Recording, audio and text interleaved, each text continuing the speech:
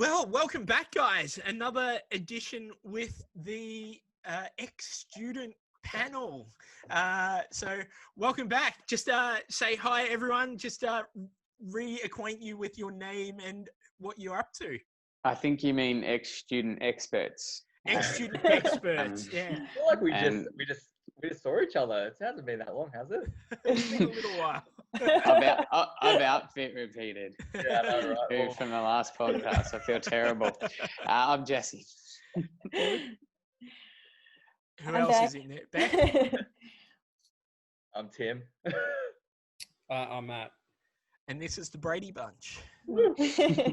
So, in our last cast, we were talking about some of the tips for those new to the sector to get work, find their feet in moving from student to worker.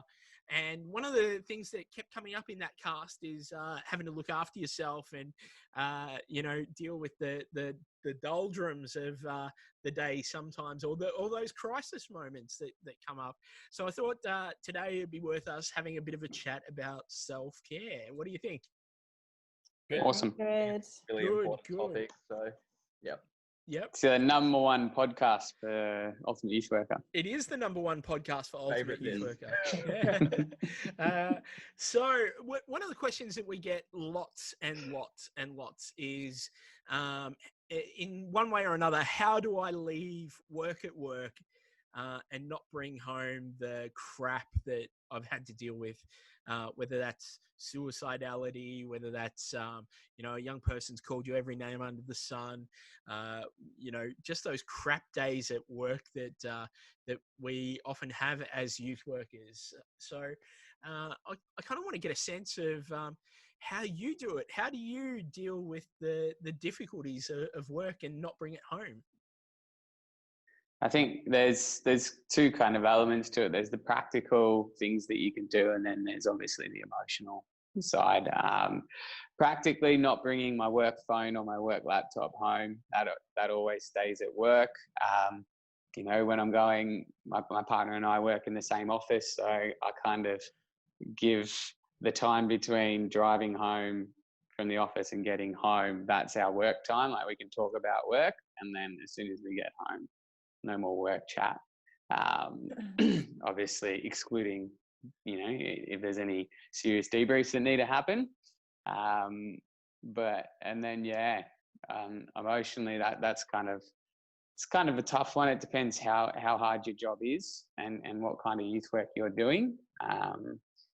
I think currently I'm in a role where it's quite easy to leave it at home and just kind of look after myself when I get home, go for a run, go for a swim, do all the self-care stuff that works for you.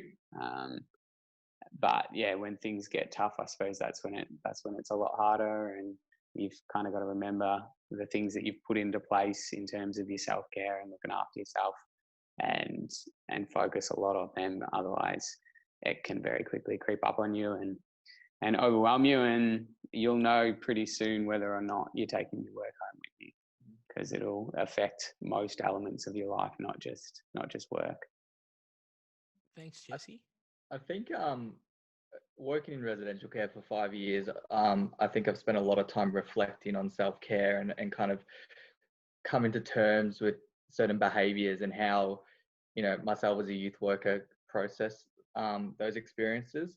I think it's really important to remember, almost logically look at the experiences you have within your role and realize that it's not always about you. It's pretty much 99% of the time never about you. The behaviors you see and the experiences that you have is generally a product of a systemic issue, usually be involving trauma and so many complex issues, and you're just the face in that moment that's experiencing the behaviors.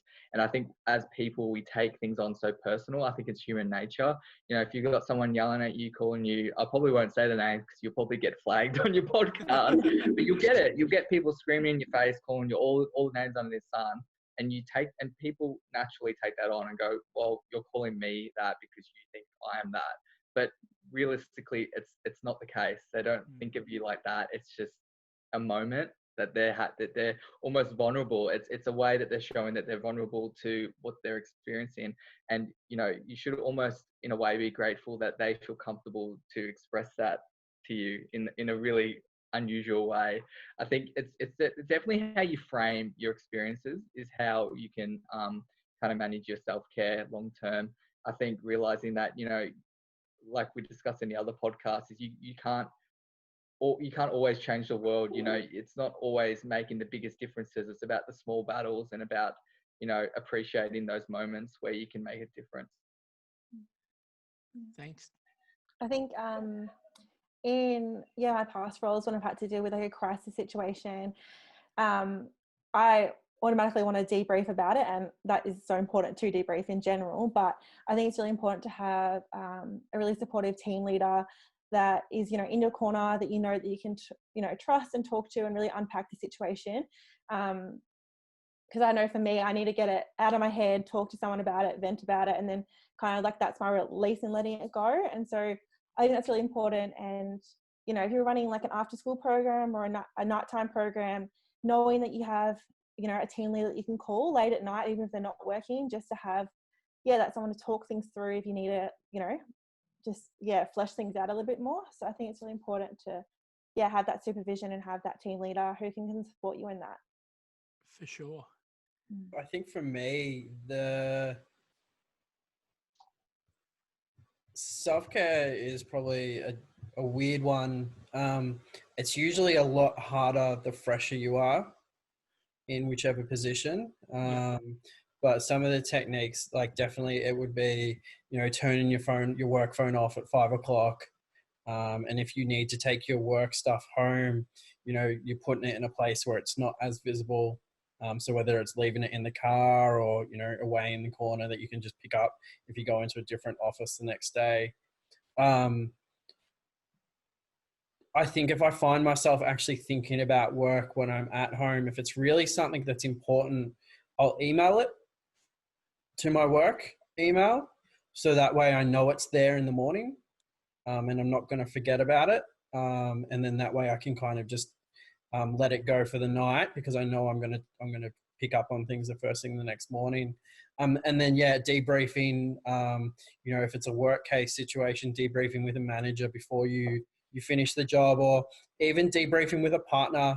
And, you know, it might sound silly, but having that little bitch and moan and having someone there looking at you and nodding and smiling, and you realizing how stupid you sound, but they're supporting you in that, and you kind of feel that little bit better, and it just kind of goes away. Yeah. I think also having a certain level of worry or anxiety around, you know, situations of young people you work with is natural, and it can be a good thing. It's, you know, I think in life we should have a minor small amount of anxiety just to kind of keep us on the, you know, the right track. But, you know, I'll give you an example. I worked with a colleague who was an amazing youth worker, and he cared so much. And he would, you know, if a young person didn't return home or they're out with people that we didn't know who they were out with, he would go home and he would lose sleep over it. He'd come in the next day and he would say, "Oh, I've only had 3 hours sleep because I couldn't sleep because I was worrying about so-and-so." And I'd always say to him, I said, "Look, I understand that that you care, but you're not doing anyone any favors, yourself or the young people, when you come in the next day, if you haven't been able to sleep because you've been worried. When you hand over that shift to the next person, that's their turn to worry about the young person. You can't do anything from home. You need to come to terms with the fact that you can't always be there. And there's, you know, and it's not all on you. As a lot of people work in teams as a youth worker, and you got to realize that it's a team effort. It's not just about, you can't solve all the problems yourself. Yeah. Yeah, and on that, Tim, I don't know whether it's because I've been in the industry for 5 years or so now, or whether I've become desensitized, but like my mentality is, as soon as I leave work, no matter what happened that day, I'm done. I'm off. I'm completely off until I walk in the door again the next morning, full well knowing I work in child protection. So we've got a central intake team that runs 24/7. If anything's happening to that young person, they're immediately called. There's police, there's everyone that, like you're saying, there's a whole team of people that are usually there as backup and doing your role, or multiple people doing your role while you're not there. So being able to switch off is completely my saving grace. Like I think the off. key to being, you know, long term in this sector is having that capacity to switch off.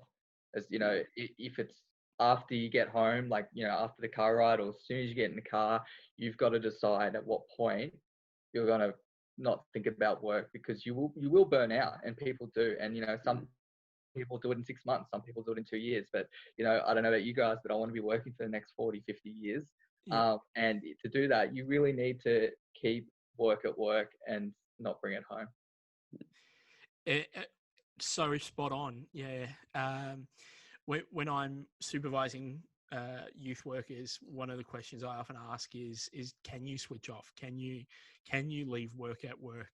And I don't necessarily mean every time. You know, there's still days where something will niggle away at me, but that's a rarity rather than the norm.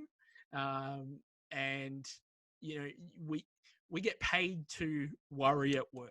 That's it. That's our job, is to deal with those worries when we're at work.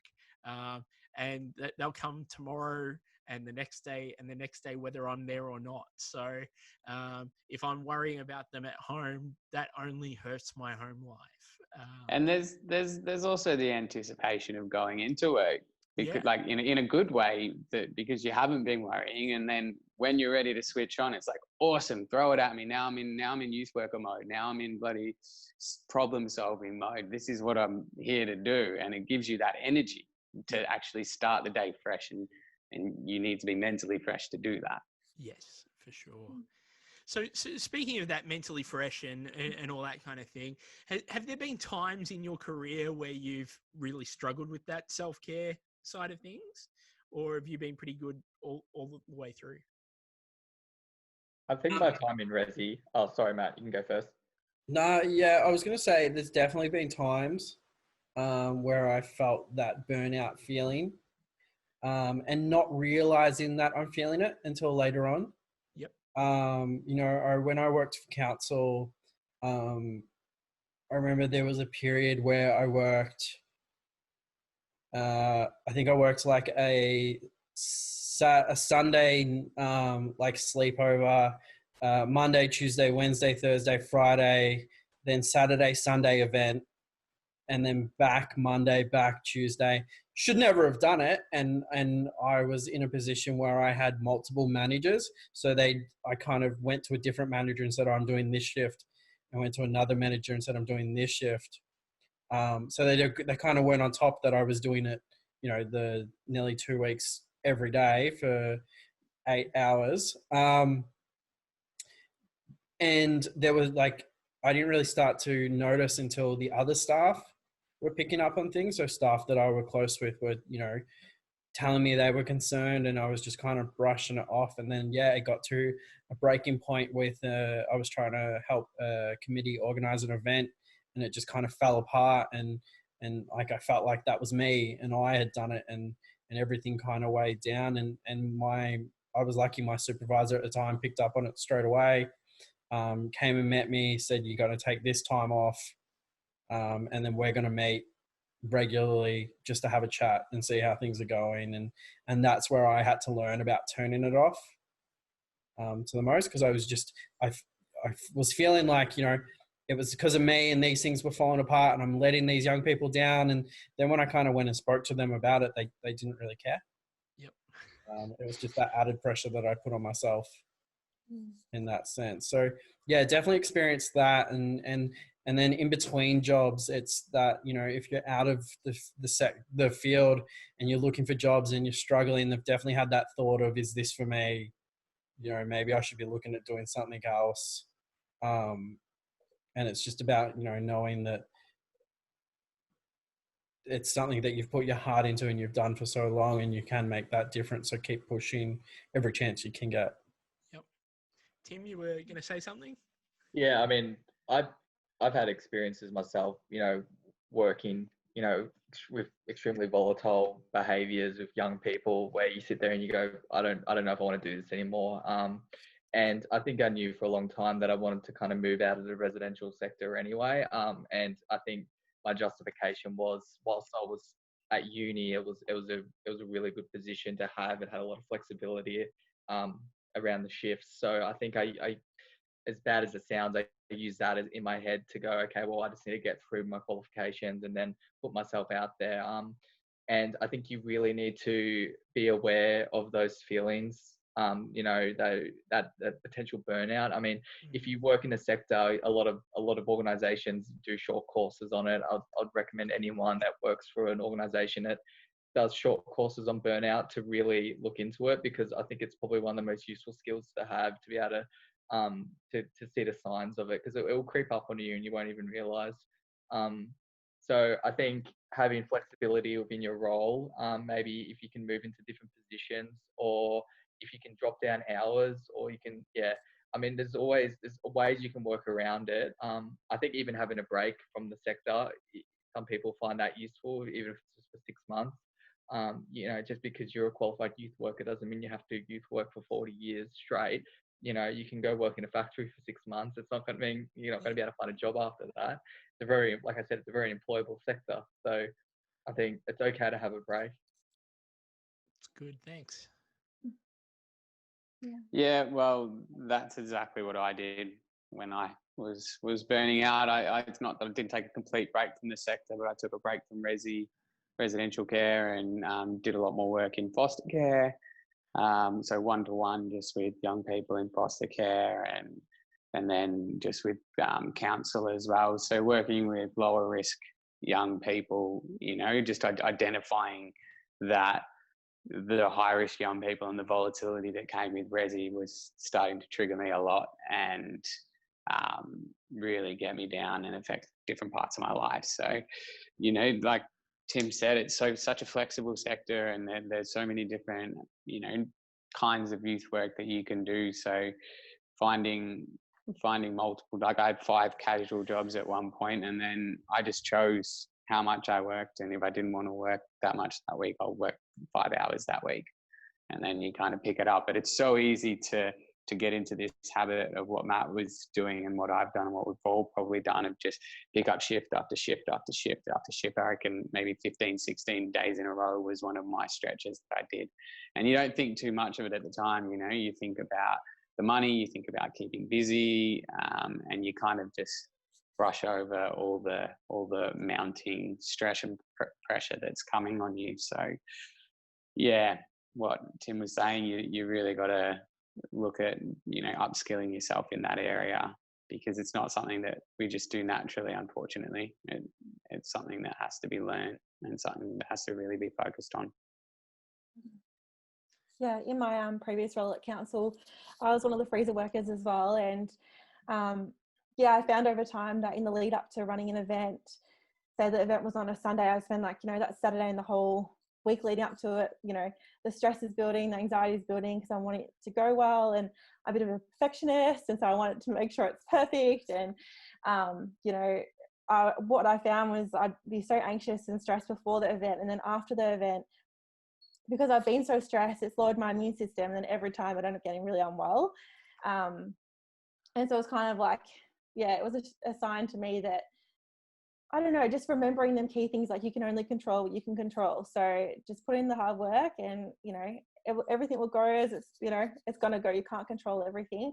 And, you know, relying on your teammates in them situations as well. So the burden's not just on me, I'm part of a team. So, you know, learning all them things and getting better at it, it's what helped, because there was times where I'd get just very unwell from being so stressed. But it's something I've learned now. So and you're almost lucky in the respect that if your body starts to shut down when you're getting too stressed, you've got a really physical and easy sign to notice. Whereas there are some people that just, they don't show the physical signs, and they have to wait until somebody else tells them, because they can't see the effect it's having on them. So you got to know your own signs as well. Yeah, the most important thing I believe in the sector is, you know, you start this career to help people, but you can't help people unless you help yourself. I think you got to put yourself first always. You know, your mental health is the most important thing to be an effective worker as a youth worker. If your mental health, if your physical health, if your home life isn't great, you won't be able to do the best work you can do. And that should be your priority. And if those things are slipping, you really need to reevaluate where you're at in your career or what you're doing, and try and put things in place to try and get that balance back. For sure, for sure.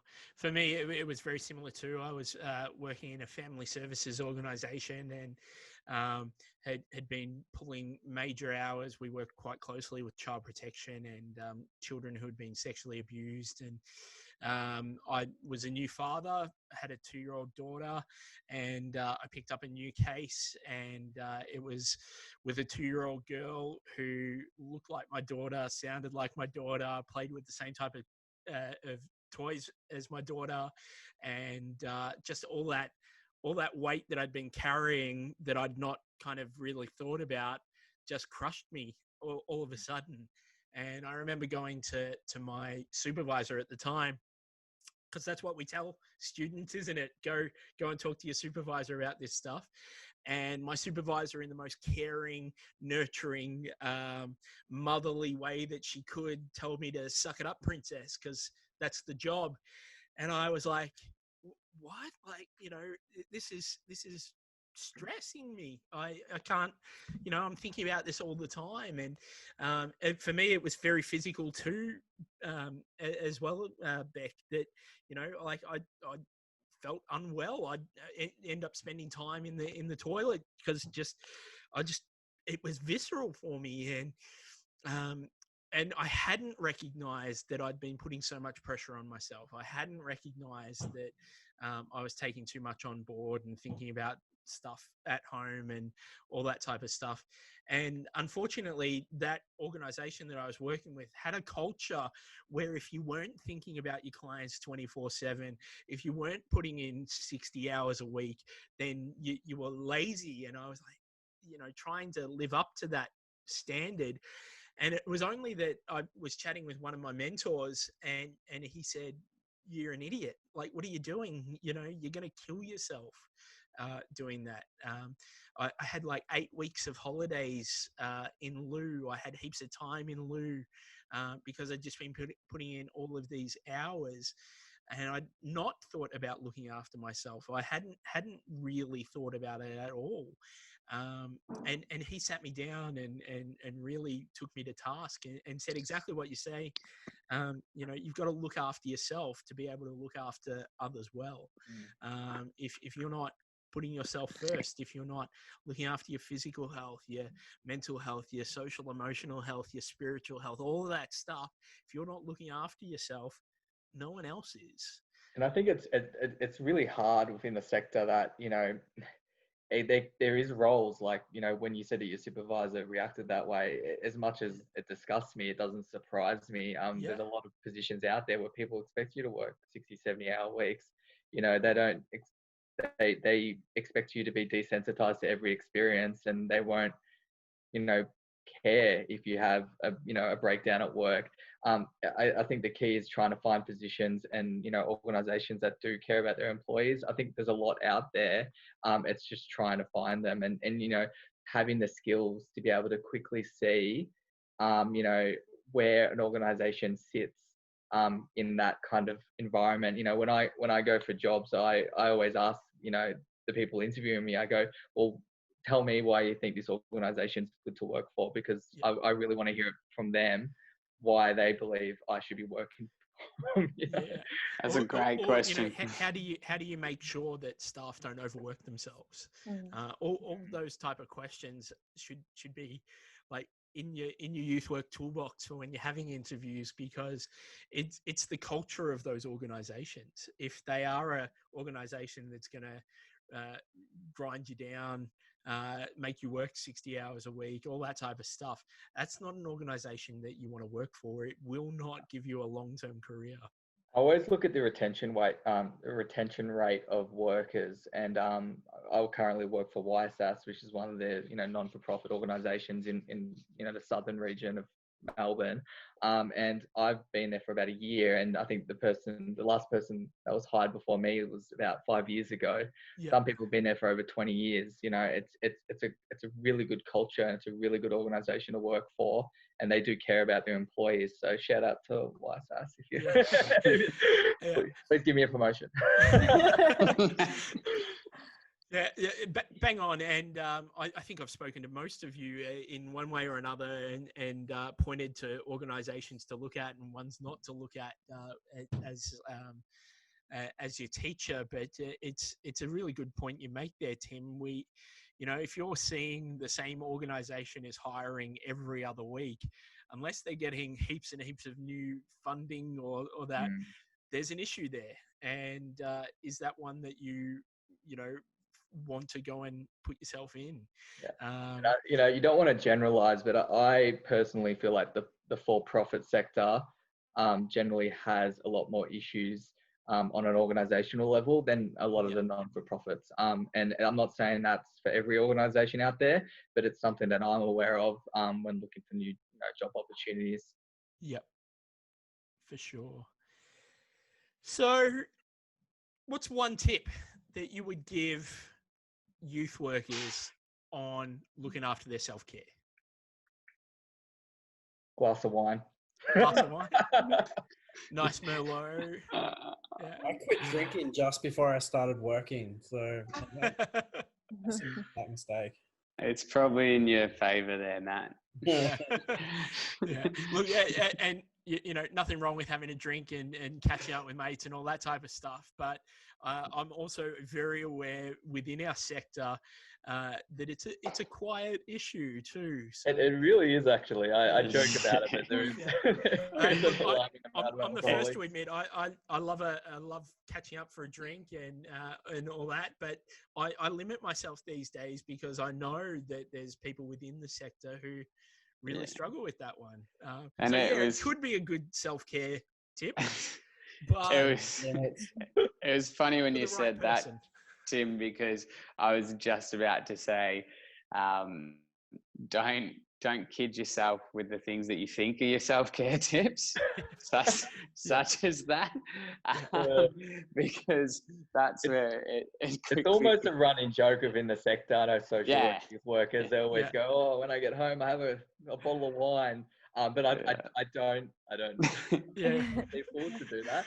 I think my tip would be is to know your limitations as a worker, and always be reflective on how you're feeling, and don't feel weird about reaching out to colleagues. I think everyone goes through periods where they're struggling. I think we all can relate to that. So I think we're all in youth work because we care about people. So I don't think anyone, hopefully, that you work with would turn away if you said, "Hey, I really need to have a chat."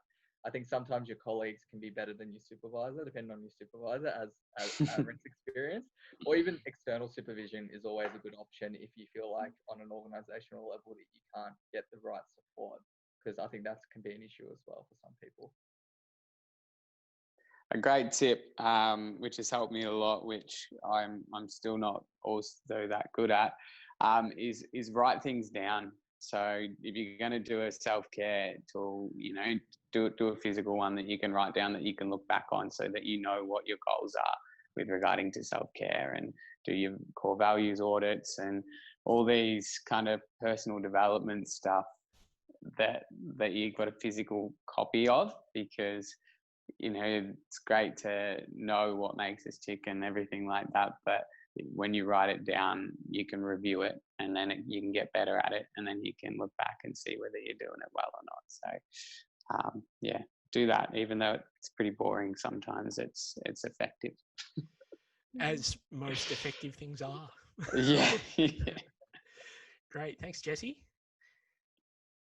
I say, just I found, like, outside of my professional setting, just making sure I'm filling my personal life up with things that make me happy, and people around me that are supporting me. So I've found going to the gym and catching up with friends, and just like having activities outside of work that can help you switch off, but also feed your soul in a sense. Like, I think sometimes as youth workers, we're always giving, but we're sometimes not filling it back up our cup. So it's doing things that are going to make us happy. And so when we feel content and feel refreshed, it enables us to give out more to the young people we work with. Great. I couldn't agree more with that one, Beck. Yeah. I think for me, it's probably a mix of all of those. Don't be afraid to speak to somebody, whether it's a supervisor or a co-worker, or even it could be family members, just to have a chat. Acknowledge your co-workers if they see something. Acknowledge that's there. Don't just try and brush it off. If they're seeing that, then maybe it's something that you need to look deeper into to yourself to see if it's really there. And then, reflection, whether it's writing it down or just kind of going through the motions in yourself. My reflections a lot of time are internal thoughts, and it's trying to kind of grasp the positive things and get the positive side of things, so that the negative part is usually what burns you out. So if you start concentrating on those positives, it kind of pushes them out. And then, if it's just a personal care thing, a lot of times for me, it's just, sitting around, finding something that I enjoy doing, watching sport, going for a walk, catching up with friends, and not really, talking about the work. And when you're doing that side of things, when you're taking that personal bit, just concentrating on what you're doing there, and whether it's going for a walk and zoning out, or watching some TV or a movie, zoning out, or just having a good time with mates, catching up, and concentrating on them, see what they're doing. I think it's important to not forget, what we enjoy and who we are as people. I think when you take on a role that's so emotionally driven and it's so values based, you kind of get so, you get sucked into it. And, it's not like working in a factory where you just come home and, that's your job and you don't have to think like that. Like, you got to remember who you are, what makes you tick, what do you enjoy, and still focus on, those, and have that a part of your life as well. Yep, for sure. You've ticked all my boxes, so it's good you've either learned or listened. Either way, I'm happy that we do need to take self-care seriously. It's not a BS concept. It's something that if you do want a long career, if you do want to be around for 40, 50 years in the field, then, spend the time looking out for yourself, because others aren't. And do look after your mental health. Do look after your social emotional health. I think, as you put it, Beck, we're always giving. We're always, feeding other people's social emotional health, and sometimes we forget to feed our own social emotional health. And we do need to keep that cup filled up. If we don't, no one else is. And for those of us who have had really great supervisors that get on us about this stuff, it's amazing. But in my experience, those really great supervisors who are on this stuff are few and far between in the sector. So, do it for yourself. And if you don't have a supervisor, as Tim said, find one, peer supervisor or external supervisor who will get on your case about this stuff and make you think about it, and, understand what's going on. So, well said, crew. I can't stress all of those points enough. We're just about out of time. Is there anything else anyone wants to say about self-care before we finish up? Meditate. if you can. I'll tell people to join a gym, but currently gyms are closed because of the coronavirus. So you've got an excuse not to join. But think about joining a gym. I mean, I was totally going to join the gym, but then coronavirus happened. It was definitely going to happen. I did join just the month before, so I only got a couple of sessions in. It's a shame. I'm sure they were a good couple of sessions, because you've got guns solid. out at the moment. Excellent. Well, thanks so much again for jumping on, crew, and really happy to have the wisdom of the masses come to talk about this really important issue of leaving work at work and looking after our own self-care. So thanks so much, guys. Take care. Yeah. Bye.